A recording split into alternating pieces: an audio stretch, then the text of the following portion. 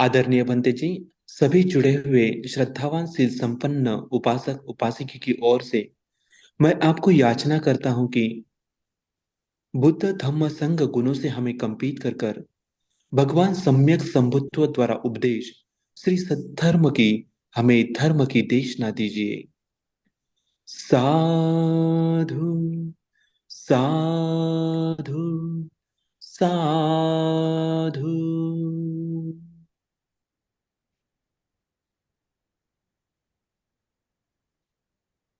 लोक के सर्वज्ञाता है, जो सभी कुछ जान लेगा, जिनके लिए जानने के लिए श्रेष्ठ श्रेष्ठ सभी मनुष्य में श्रेष्ठ है, ज्येष्ठ है, सभी लोगों से उत्तीर्ण हो चुके हैं। ऐसे सब एक संबुद्ध उसी प्रकार उनका सुखाखत हमेशा से कल्याणकारी रहेगा।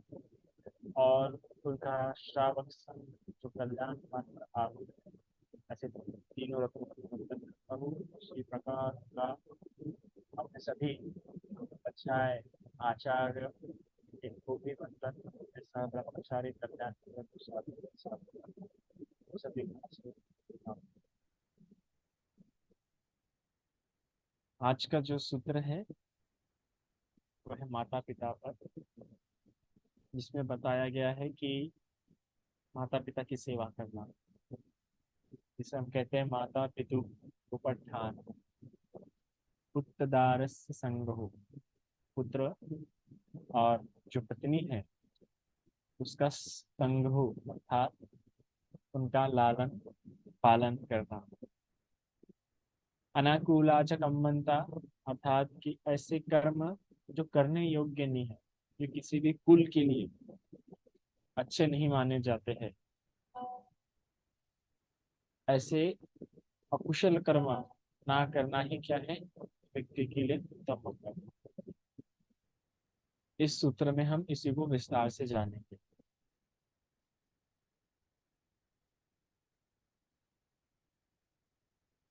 तो माता पितु उपठान, माता पिता की सेवा कीजिए, विशेष रूप से माता और पिता दोनों किया। क्या होती है माता? वह माता वह होती है जो हमें क्या देती है, जन्म देती है, वह माता कहलाती है। पिता जो हमें जन्म देते हैं। और भी कालांतर में माता पिता के कई सारे अर्थ लिए गए हैं, पर विशेष रूप से जो हमें जीवन देती है, जन्म देती है, वही माता होती है। जन्म देना और जीवन देना विशेष रूप से ज्यादा अर्थ नहीं है इन शब्दों में, पर कई बार ऐसा होता है कि जीवन देने वाली जो व्यक्ति होते हैं, जरूर नहीं कि हमारी जननी माँ ही हो, पर कभी कभार हमें एक नई दृष्टि देकर या हमें कोई बात समझाकर एक अच्छे मार्ग पर जब कोई व्यक्ति लगाता है या कोई लगा देती है, तो कहीं ना कहीं हमारा एक नया जीवन ही होता है। हम देखते हैं कि विशाखा को उसके ससुर ने पिता कह के माता कह के संबोधित किया था, ससुर होने पर भी। किसको? विशाखा को। अब क्यों किया होगा? उम्र में इतना ज्येष्ठ और उसके ऊपर ये ससुर भी है, इसलिए क्योंकि विशाखा के कारण वो सम्यक दृष्टि में क्या हुआ, प्रतिष्ठित हुआ। और उसके लिए एक नया जीवन ही था, क्योंकि अब तक उसने अपना पूरा जीवन लोभ में व्यतीत किया था। हम जानते हैं किस प्रकार से वो कंजूस था, और कंजूस होने के कारण वो किस प्रकार दान नहीं देता था। पर जब विशाखा के कारण उसे धर्म श्रवण करने के मिला, धर्म का सही अर्थ उसने विशाखा के कारण जाना, तो उसे लगा अब तक के मैंने जो जीवन जिया तो अलग ही था, वो तो उल्टा ही था। ये तो ऐसा हो गया कि उल्टे घड़े को सीधा कर दिया गया और उस सीधे घड़े में पानी भर दिया गया। तो ये जीवन जो अब तक जिया, वो जीवन लगा कुछ भी नहीं, यही एक नया जीवन है। तो इस प्रकार उसने जाना कि मुझे नया जीवन है, तो किसके कारण मिला? मेरे बहू के कारण मुझे प्राप्त हुआ। इस प्रकार लगने के कारण, एक नया जीवन शुरू होने के कारण भी क्या हुआ, उसने विशाखा को माता कहा। उसने विशाखा क्या, मेगार माता इस नाम से भी जानी जाती है। आगे जाके शायद से, क्योंकि वो काफी श्रद्धावान थी, उसमें धार्मिक थी, धार्मिक होने के कारण लज्जा का गुण भी था, लज्जा गुण हो जाता है ना। ये धर्म होने के बाद छोटी छोटी बातों पे इंसान को भय भी लगता है ना, और बड़ा लज्जावान होता है। बड़ी सुंदर लज्जा होती है उसमें। विशाखा को लगा कि इस प्रकार अच्छा नहीं कि निगार माता मतलब ससुर के नाम से मुझे इस प्रकार कहलाया जाए, तो आगे जाके अपने एक बेटे का नाम ही वो निगार रख देती है। देखो कितना सुंदर वह देखती है, समाज के दृष्टिकोण से भी और लज्जा के भाव से भी। ये धार्मिकता थी, ये उसकी धर्मता थी। इसके अलावा हम देखते हैं कि भगवान भी अक्सर कहते हैं कि तुम्हें अगर दायाद बनना है, वारिस बनना है, तो आमिष वारिस मत बनो, आमिष दायाद मत बनो, है ना। बनना है धम्म दायाद बनो। अगर तुम्हें किसी चीज का वारिस बनना है मेरे इससे, तो धर्म का बनो, धर्म को धारण करो। मैंने जो धर्म को उत्पन्न किया है, जो धर्म को स्थापित किया है, उस धर्म को तुम धारण करो और उसे आगे बढ़ाओ, क्योंकि मेरी संपत्ति तो क्या है, धर्म है। तो इस प्रकार से इस दृष्टांत से, इस कथा से, भगवान के इस वचन से पता चलता है कि भगवान हमारे पिता है, क्योंकि उनके कारण हमें जीवन मिलता है ना, उन्हें कारण हमें जीवन मिला। राहुल भी जब भगवान से मांगने के लिए अपना दायाद, कि भगवान मुझे मेरा दायाद दो, मुझे मेरा हक दो, क्योंकि मैं आपका पुत्र हूं ना।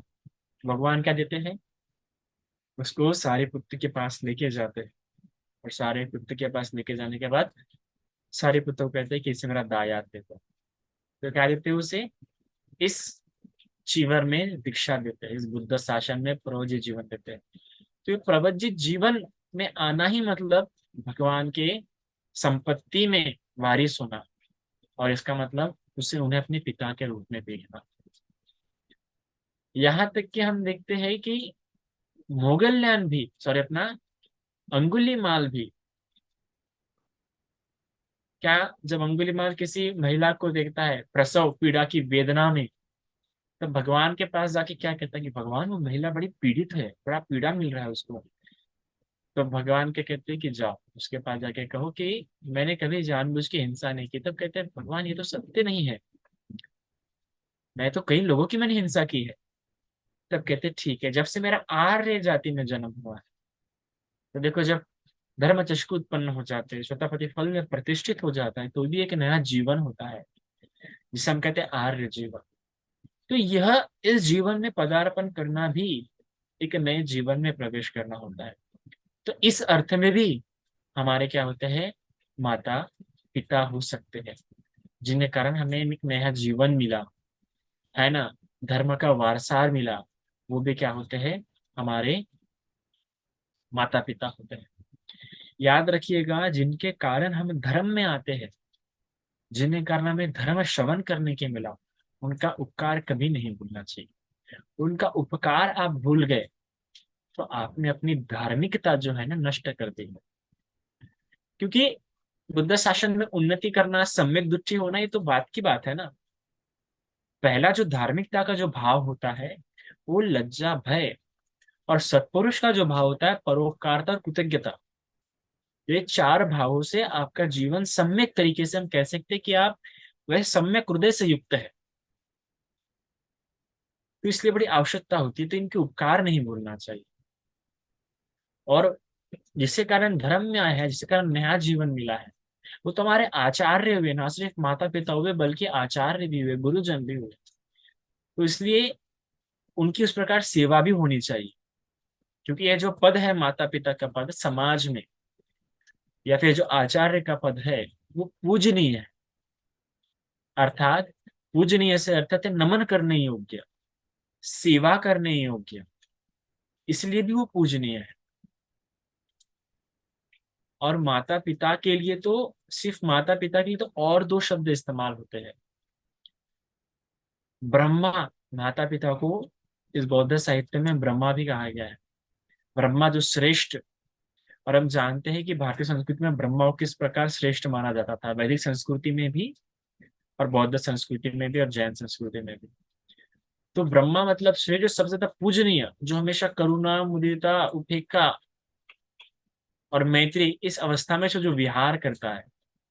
और माता पिता का अपने पुत्रों के लिए हमेशा यही भाव होता है, कहीं मैत्री युक्त होता है, कभी करुणा युक्त होता है, कभी उपेक्षा युक्त होता है, और कभी मुदिता युक्त होता है। माता पिता समान प्रसन्न हमारे आनंद में और कौन होता होगा। जितना हमारे आनंद को देख के माता पिता प्रसन्न होते होंगे, उतना और कोई व्यक्ति प्रसन्न नहीं हो सकता। जितना हमसे हमें दुखी देख के जितनी करुणा का भाव माता पिता में जागता है, उतना किसी में नहीं जाग सकता। जितना मैत्री पूर्ण हमेशा मंगल कामना के प्रति हमारे प्रति विचार करते रहते हैं, हमारे माता पिता के अलावा और कोई नहीं कर सकता। और जब हमें सन्मार्ग पे लाना होता होता है, तब जितनी उपेक्षा भाव उनमें होते हैं, वैसी उपेक्षा भाव किसी और में नहीं हो सकती। इसलिए माता पिता को ब्रह्मा भी कहा गया। इसके अलावा माता पिता को आदि आचार्य भी कहा गया है। आदि आचार्य मतलब सबसे पहला आचार्य, सबसे पहला गुरु। क्योंकि वह हमें बताते कि बेटा ये बुरा है। कौन से माता पिता है जो अपने बच्चों को सिखाते होंगे कि बेटा गलत रास्ते पे जा, हत्या कर, चोरी कर, व्यभिचार? कोई नहीं सिखाता, कोई माता पिता नहीं चाहती। कोई माता पिता अपने बच्चों को बुरी बातें नहीं सिखाना चाहते, क्योंकि उनको ये ज्ञात है अपने अनुभवों से कि अगर मेरा पुत्र गलत रास्ते पे चलेगा तो जीवन में दुखी प्राप्त होगा। इसीलिए भी वो इस प्रकार से नहीं करते। तो इसलिए माता पिता को आदि आचार्य कहा गया। तो इतने प्रकार के सुंदर शब्दों से माता पिता को संबोधित किया गया है। और माता पिता कौन है, यह भी हम समझ रहे हैं कि सिर्फ जनना ही माता पिता नहीं होते हैं, बल्कि संगोपन अर्थात लालन पालन और सही शिक्षा में दीक्षित करने से भी हमारे माता पिता जाने जा सकते हैं, कोई व्यक्ति। और इसीलिए इस प्रकार से उपकार होने के कारण ही हम क्या, हमारा कर्तव्य बनता है कि हम उपट्टानन अर्थात उनके उपकार को याद करते हुए अपने जो इस उन्होंने जो हमारी सेवा की उसको क्या करें, हम भी उस प्रकार उनकी सेवा करें।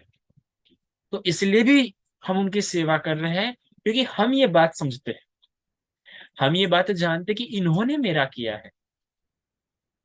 इन्होंने मुझे स्वयं कमा के, स्वयं मेहनत करके, स्वयं की संपत्ति मुझ पे खर्च की है।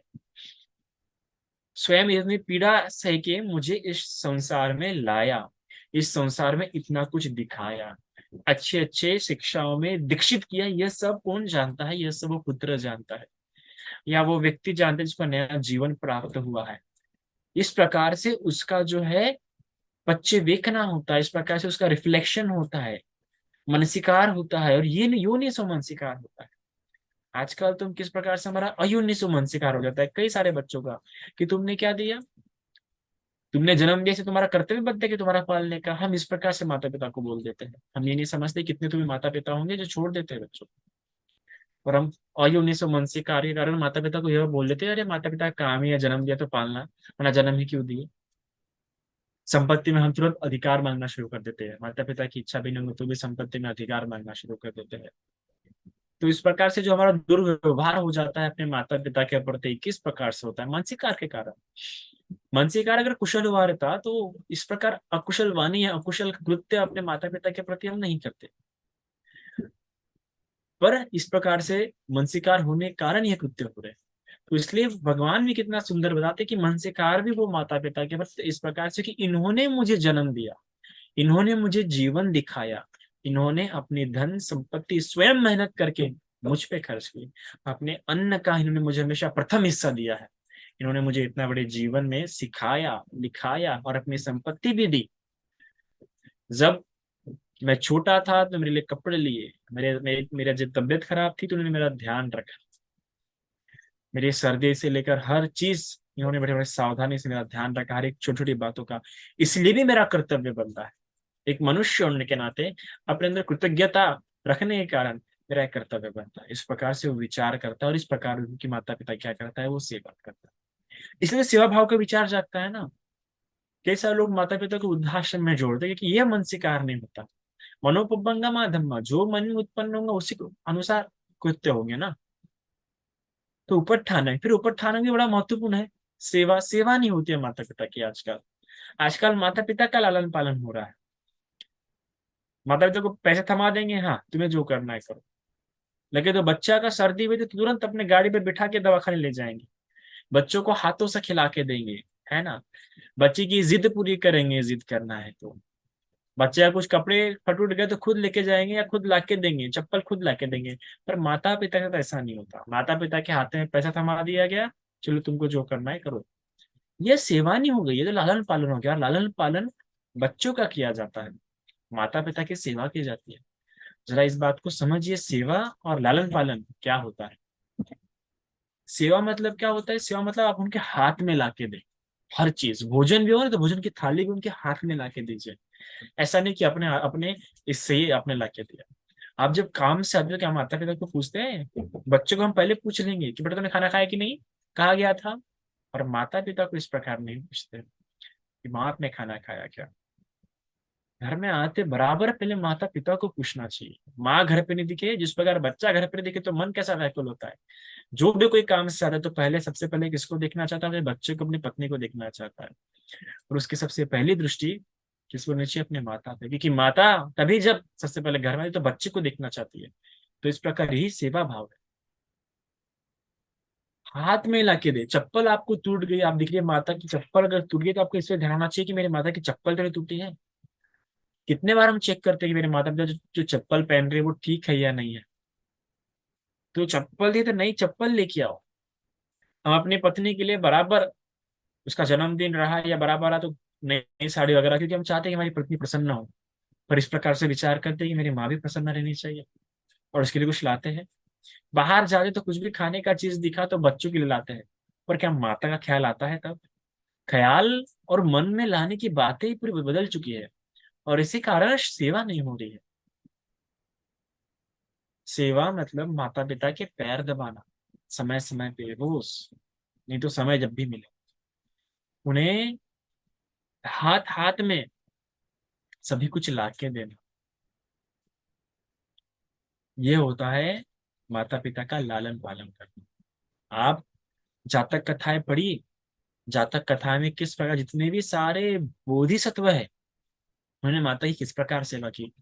माता की सेवा करने के लिए कि माता की सेवा में कमी ना हो, इसलिए उन कई सारे बोधिसत्व विवाह नहीं कर रहे थे। वो तो माता के आग्रह करने पर, जिद करने पर कई सारे बोधिसत्व का जीवन जीते हुए उन्होंने जबरदस्ती किया माता के कहने पर कभी। लेकिन स्वयं होके माता पिता की सेवा करना मतलब विवाह करना पसंद नहीं करते थे वो। माता पिता की सेवा में क्या और आनंद देखते थे। अरे कई सारे बोधिसत्व के चर्या में क्या देखते हैं हम, कि जब उनको पता चल रहा है कि उनकी पत्नी माता पिता की सेवा नहीं कर पा रहा है, उनके माता के प्रति उनकी पत्नी को द्वेष उत्पन्न हो रहा है, तो अपनी पत्नी को छोड़ने के लिए तैयार होते थे। और पत्नी भी फिर इस भय के कारण अपने मार्ग पे थी। पर हम पत्नी छोड़ने के लिए तैयार नहीं रहते हैं, और पति जैसा कर रही है वैसा मानना शुरू करते हैं। अरे अगर आपने पत्नी को धमकी दिया ना कि तुम चली जाओ वरना, पत्नी बराबर ध्यान रखेगी। और हम ऐसा नहीं करते। माता पिता यह हमारे नेत्र थे, उसके कारण हम इस संसार को देख पाए। और बुझ तो चर्या से हमें बहुत बखूबी समझता है किस प्रकार से सुबह सुबह उठते बराबर माता के पहले, पिता के पहले अपने कर्तव्य जानेंगे कि इन दोनों के प्रति मेरा क्या कर्तव्य है। अरे एक कथा में कितना प्यारा कि दोनों कंधों पर एक ऐसा लकड़ी लेके उन पे झूले बांध के दोनों कंधों पर अपने माता पिता को बिठा के उसने जो उस समय चारों धाम थे वो चारों धाम अपने माता पिता को दिखाया था। माता पिता अगर गलत कार्य करते हुए दिख रहे हैं तो हम उनको प्रयास करते कि सम्यक दृष्टि में, क्योंकि हम चाहते कि इनका हित हो, इनका अहित ना हो, क्योंकि इन्होंने भी हमेशा हमारे हित के बारे में ही सोचा है ना। तो इस प्रकार सोचता है। देखो विचार करने का तरीका किस प्रकार होता है उसका, हमेशा कल्याणपूर्ण विचारों से वो युक्त होता है। ये धर्मता है। और अगर हम देखते हैं कि जब बुद्ध शासन इस पृथ्वी पर नहीं होता है तो क्या होती है धर्मता, तब उनमें धर्मता के कौन से लक्षण होते हैं, तब कैसे जाने जा सकते हैं कि वो धर्म क्या है, सम्यक दृष्टि युक्त है जब बुद्ध शासन नहीं है तो माता पिता की अगर सेवा करते होंगे, आचार्यों का आदर करते होंगे, दान वगैरह देते होंगे तो माने जाते हैं। और अगर ये बुद्ध शासन ना होने पर माता पिता की सेवा ही माना जाता है, कि उसी के आधार पर माना जाता है कि ये व्यक्ति कितना सत्पुरुष है। एक कथा में हम कितना प्यारा दिखते हैं जातक कथा में कि एक राजा को जब लगा कि ये लोग यार अपने बूढ़े माता पिता के सेवा में ही व्यस्त रहेंगे तो राज्य का कारभार ठीक नहीं होगा। तो इस प्रकार कहता है कि आप सभी लोग अपने माता पिता को उस पहाड़ी के उस पार एक नगरी बिठाइए, वहां पे अपने माता पिता को छोड़ के आए, वहां पे उनकी व्यवस्था की है सभी ध्यान से। सभी लोग मजबूरन अपने माता पिता को उनको छोड़ना पड़ता है क्योंकि राजा आदेश रहता है। और सभी लोग अपने माता पिता की सेवा में उस समय में काफी आनंद मानते थे। पर यह एक व्यक्ति, इसको रुचि नहीं आई, तो लगा नहीं नहीं, मेरे माता पिता इसलिए मेरा कर्तव्य है। अगर मैं अपने माता पिता की सेवा नहीं कर पाऊंगा तो मुझे पुण्य करने का, पुण्य कहाँ से मिलना, क्योंकि पुण्य के जब बुद्ध शासन नहीं होता है, बुद्ध शासन न होने के कारण पुण्य के सिर्फ दान, नहीं तो माता पिता की सेवा, यही मोस्टली क्या होते हैं, रास्ते होते हैं। तो उस राज्य में क्या हुआ, कई सारे लोग माता पिता की सेवा नहीं कर पा रहे थे, उनको उधर ही भेजते थे, पहाड़ी के उस पार। तो माता पिता की सेवा ना करने के कारण, पुण्य ना होने के कारण, कई सारे लोग उस राज्य से मरने के बाद दुर्गति में जाते थे। और क्योंकि माता पिता की सेवा ही नहीं करते थे, वो आदर सम्मान गौरव करने का अवसर ही नहीं मिलता था, किसी के सानिध्य में अंडर में रहने का मौका नहीं मिलता था, तो कई सारे लोग शिथिल स्वभाव के होते थे, एक दूसरे की बात सुनना पसंद नहीं करते थे। क्यों मैं एक दूसरे की बात सुनने का मन नहीं करता, क्योंकि हम माता पिता की सेवा नहीं करते। जो माता पिता की सेवा करता हूँ और सामने वाला व्यक्ति कोई उससे आके सुना भी देना तो भी उसे बुरा नहीं लगता, क्योंकि वो माता पिता के पास से सुन के था। माता पिता के अंडर में रह के तो उसे ऊंची आवाज करना आता नहीं है। जो माता पिता का आदर गौरव करता है वो ऊंची आवाज करना कभी सीख नहीं सकता आगे आगे। तो ऐसा ही हुआ। और वो व्यक्ति करता नहीं, मैं अपने माता पिता को, तो अपने माता पिता को अपने घर के सबले निचले अजले पे रखता है और उनका चुपचाप, बिना राजा को पता लगे ही क्या करता है, माता पिता की सेवा करता है। और जब जब उस पर संकट आया, क्या हुआ, तब तक उसने अपने माता पिता से सलाह मशवरा किया और वो संकट से निकल आया। और याद रखिए, आपको सलाह मशवरा करना है जीवन के दुखों को दूर करने के लिए, तो अपने माता पिता से कीजिए, क्योंकि वो एक दौर देख चुके हैं, वो एक जमाना देख चुके हैं और एक जीवन बिता चुके हैं। आपने जो दुख देखे होंगे, उन्होंने भी कहीं ना कहीं वो इस रूप में तो विभिन्न रूप में वो दुख देखा ही होगा। उनके पास आपको बताने के लिए कुछ ना कुछ होगा ही, उनसे सलाह मशवरा कीजिए। इसलिए माता पिता का आश्रय होना मतलब सारे दुखों से बड़े आसानी से निकलने का मार्ग उपलब्ध होना। तो इस बात को जानिए। पर क्योंकि सेवा का भाव ना होने के कारण हम अपने माता पिता का भी लाभ नहीं ले पाते संकट के समय में, इसलिए माता पिता की सेवा करना बहुत आवश्यक। फिर पुत्रदारस्य संगहो, पुत्रदारस्य संगहो अर्थात कि पत्नी और पुत्र का पालन करना, लालन पालन। अभी याद रखिए, पत्नी और पुत्र का लालन पालन करना है, पत्नी और पुत्र की सेवा नहीं करनी है, पर क्रम ही उल्टा हो जाता है, इसलिए घर में सभी कुछ उल्टा हो जाता है। आज इतना पैसा कमाने पर भी लोग क्यों दुखी हो रहे हैं, उनको भ्रष्टाचार करना पड़ रहा है। आज फैमिली एकदम माइनर पे माइनर होते जा रही है, बहुत ही कम से कम होते जा रही है। तीन लोग, सिर्फ मैं, मेरी पत्नी और मेरा बेटा, पर फिर भी उनको संपत्ति कम नहीं पड़ रही। और पहले के जमाने में इतना विशाल विशाल फैमिली होने पर भी व्यक्ति जी लेते थे। क्यों? क्योंकि काम ही उल्टा हो रहा है, माता पिता की सेवा ना होती है, माता पिता का लालन पालन हो रहा है, पति बच्चे की क्या हो रही है, सेवा हो रही है। जो खर्चा है वही तो इम्बैलेंस, इससे क्या होता है, फिर खर्चा इम्बैलेंस हो जाता है, खर्चा पूरा बिगड़ जाता है, खर्च करने का तरीका बदल जाता है। और मुसीबतों से निकलने के लिए उपाय नहीं मिल पाते, क्योंकि दोनों पति पत्नी दोनों युवा है, दोनों ने अनुभव नहीं लिए है। तो व्यवस्था बिगड़ जाने से, आचार संहिता, जो घर में जिस प्रकार आचार आचार होनी चाहिए वैसा आचार ना होने के कारण, जो खर्च करने का तरीका, व्यवहार करने का तरीका हो, किसी आदर सम्मान या गौरव प्राप्त करना है, किसी की सहायता प्राप्त करने का जो जरिया है, वो मोस्टली आधे से ज्यादा कम हो जाते हैं, आधे से ज्यादा रास्ते बंद हो जाते हैं जब ये क्रम क्या हो जाता है, उलट पुलट हो जाता है। इसलिए इस बात का ध्यान रखिए कि बच्चों का और पत्नी का लालन पालन करना होता है। और लालन पालन मतलब क्या होता है कि उनकी जरूरतों का ध्यान रखना, उनको सही मार्ग पे लगाना, गलत काम कर रहे हैं तो उनको टोकना। पर हम आजकल माता पिता को टोकते हैं, उनको सिखाने का प्रयास करते हैं और बच्चों से सीखने का प्रयास करते हैं, है ना। आजकल हम समझते हैं कि बच्चे ज्यादा समझदार है, बच्चे समझदार नहीं है, बच्चे बस ज्ञानी है। एक दार्शनिक है, बहुत प्यारा कहते हैं कि हर आने वाली पीढ़ी अपनी पुरानी पीढ़ी ज्यादा ज्ञानी होती है, पर अनुभवी नहीं होती, है ना। अनुभवी होना अलग बात है। ज्ञान तो बुद्धि विलास का काम होता है, ज्ञान तो किताबों से प्राप्त हो सकता है ना। स्विमिंग कैसे की जा सकती है आप किताबों से पढ़ सकते हैं, पर तालाब में उतरने के लिए किसी सहायक की आवश्यकता होती है। जब तक आप कभी तालाब में नहीं उतरे होंगे, सीखे नहीं होंगे, तब तक स्विमिंग नहीं कर पाएंगे आप। वो तालाब में उतर के स्विमिंग करनी पड़ती है, किताबों से नहीं पढ़ के सीख सकते आप। तो यह बात होता है। तो आने वाली पीढ़ी जो रहेंगी वो होशियारी रहेंगी, अनुभवी नहीं रहेंगी। और दुखों से निकलने के लिए अनुभव की आवश्यकता होती है, जिसे हम कहते हैं प्रज्ञा, जिसे हम कहते हैं विजडम, इंटेलिजेंस। तो इसलिए बच्चों को सिखाइए, उन्हें सन्मार्ग पे लगाइए, पर लालन पालन करेंगे तो सीखेंगे नहीं वो। वो आपके सर पे चढ़ जाएंगे, आपसे जिद करेंगे, आप ही से क्या करेंगे, आर्ग्यूमेंट्स करेंगे, आप ही को बताने की प्रयास करेंगे। और इसलिए आजकल के बच्चे कहते हैं आपको नहीं समझता पर आप पीछे हो जाइए, आपको क्या आता है। ये जो वाक्य है ये बच्चों के मुंह से क्यों निकल रहे हैं, कितना साहस चाहिए। क्या पुराने समय में ऐसा बोल सकते थे अपने माता पिता, पुराने समय में क्या बच्चे ऐसा बोल सकते थे अपने माता पिता को कि आपको नहीं समझता? नहीं, क्योंकि अपने माता पिता की सेवा करते थे। आज हम बच्चों की सेवा करते हैं, इसलिए वो बच्चों में खुद लग जाते हैं कि नहीं हम बड़े हैं, हमारी माता पिता सुनेंगे, फिर तुरंत बच्चे बोल देते हैं। इसलिए भगवान ने जो क्रम बताया और भगवान ने जो शब्दों का इस्तेमाल किया है वो बड़े संभाल के इस्तेमाल किया है। फिर इसके बाद अनाकुलाच बनता, कि ऐसे कर्म ही मत कीजिए जो कुल के लिए भी हानिकारक और आपके लिए भी हानिकारक। और ये कर्म तभी से होना शुरू होता है जब पहले दो कर्म मिट जाते हैं। मैंने कहा ना, भगवान की शिक्षा क्या जुड़ी हुई होती है, एक दूसरे को आधार दे हुई है, एक दूसरे को ताकत देते हुए शिक्षा पालन होती है। क्या होता है कि ऐसे ही कर्म कर बैठता ये, कुल के योग्य भी और अनुकूल भी।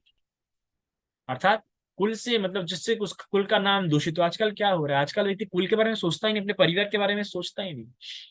परिवार जैसे उसके लिए बोझ हो गया, जो न्याति है, जिसे भगवान बुद्ध न्याति जिसको संपत्ति बताते हैं कि ये भी आपके जीवन की एक संपत्ति है, उसके बारे में भी लोग कैसे विचार करते हैं। हासिल के कैसे कैसे हो गया, अरे यार परिवार आएगा। अच्छा, लोग परिवार में रहना चाहिए, दोस्तों में रहना पसंद करेंगे पर परिवार में रहना पसंद नहीं करेंगे। कुल के बारे में, अपने परिवार के बारे में नहीं, ये मेरा कुल है, ये मेरा परिवार, ये मेरी मम्मी की बहन है, ये मेरे पिता के भाई है वगैरह, इस प्रकार से विचार नहीं करते। दोस्तों के बारे में पर विचार कर लेंगे। और इस प्रकार ज्ञाति संपत्ति के का विश्व महत्व नहीं जानने के कारण, ज्ञाति के प्रति कर्तव्य ना जानने के कारण हमेशा अनाकुल कर्म, अर्थात जो कर्म करने योग्य नहीं वही कर्म करते हैं। कि जो परिवार संपत्ति को नहीं जान रहा, जो परिवार के महत्व को नहीं जान रहा, वो कहाँ पे जाएगा, वो मित्रों के पास जाएगा, किसी ना किसी के पास तो जाएगा ही ना। क्योंकि man is a social animal, human is social animal. मनुष्य ये क्या है, एक सामाजिक प्राणी है। तो परिवार से नहीं, परिवार से नाता नहीं रख रहा है तो किसे नाती रखेगा, मित्रों से रखेगा। और मित्र क्या है, मित्र आपके आनंद का क्षेत्र है। और उससे फिर उस प्रकार फिर विपत्ति भी आपके जीवन में आना शुरू हो जाती है, फिर वैसे कर्म भी आना शुरू हो जाते हैं। मित्र क्या, सिर्फ इंजॉयमेंट, पिकनिक, शराब, खाना पीना, बस ये हो जाता। तो अनाकूला च कम बनता। जैसे अनुकूल कर्म होते हैं, ऐसे कर्म होते हैं जो नहीं करने चाहिए, वो जो माता पिता की सेवा नहीं कर पाता। माता पिता की सेवा करना मतलब सिर्फ माता पिता की सेवा नहीं होती है, माता पिता की सेवा करना मतलब पूरे परिवार को जोड़े रखना होता है, याद रखिएगा। पत्नी की सेवा करना मतलब पूरे परिवार जोड़ना नहीं होता है। माता पिता की सेवा करना मतलब पूरे परिवार को जोड़े रखना होता है। और आज देखिए, मैंने कई सारे परिवारों में देखा यार, जब तक उनके माता पिता जिंदा थे तब तक उनका पूरा कनेक्शन पूरे परिवार के साथ था।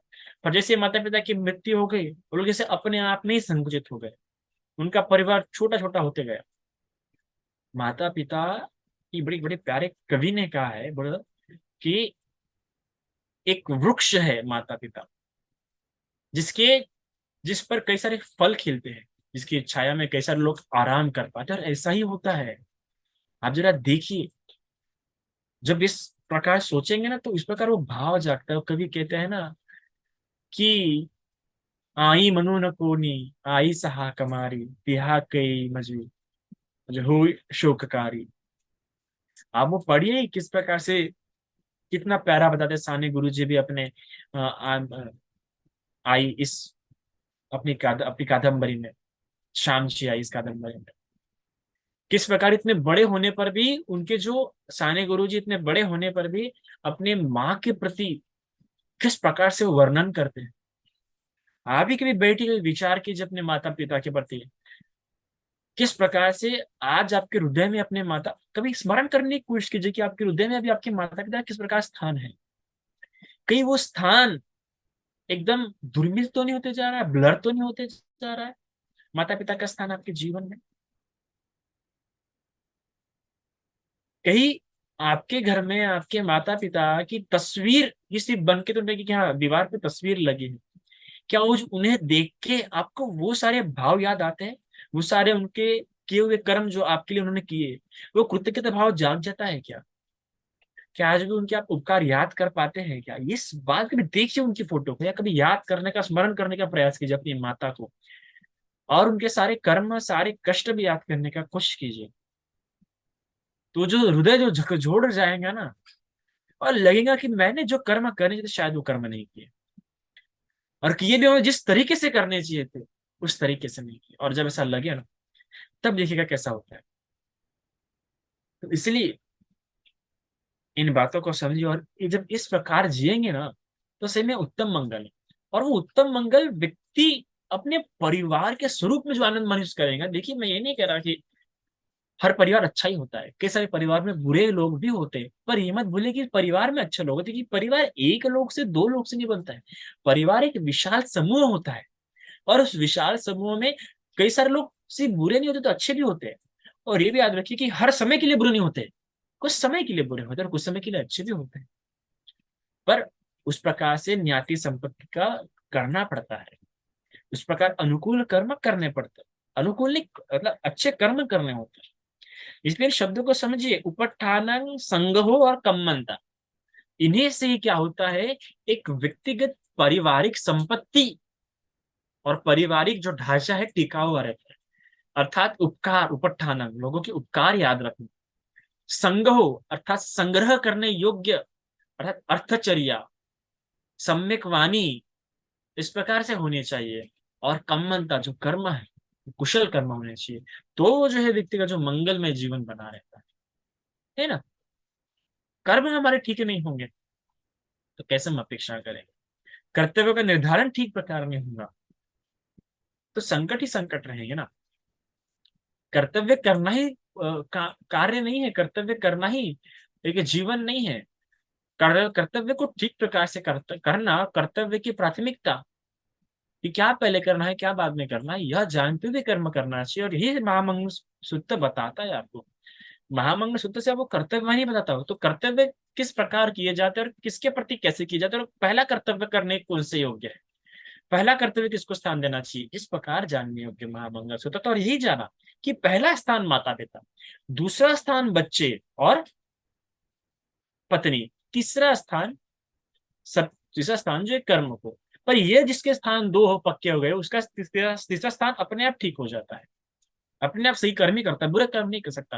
अरे जिसके ऊपर माता पिता का हाथ है, जो माता पिता की सुनता है, वो कैसे बुरे कर्म कर सकता है? कौन कौन माता पिता है जो अपने बच्चों को बुरे कर्म बता दी? तो संकट अगर आप भी, आज आपको लग रहा है कि आपकी पारिवारिक संपत्ति ठीक प्रकार से नहीं हो पा रही है, तो माता पिता का सहारा लीजिए, आश्रय लीजिए, तो मंगल हो। जिस प्रकार से बुद्ध ने अपने बुझ तो होते हुए, जब बुद्धोत्पन्न नहीं होते थे, तो माता पिता को आगे रखते हुए अपना जीवन जिया, है ना। तो इन बातों को समझिए, तो काफी मंगल होंगे। इतना आज के लिए काफी है। साधु साधु।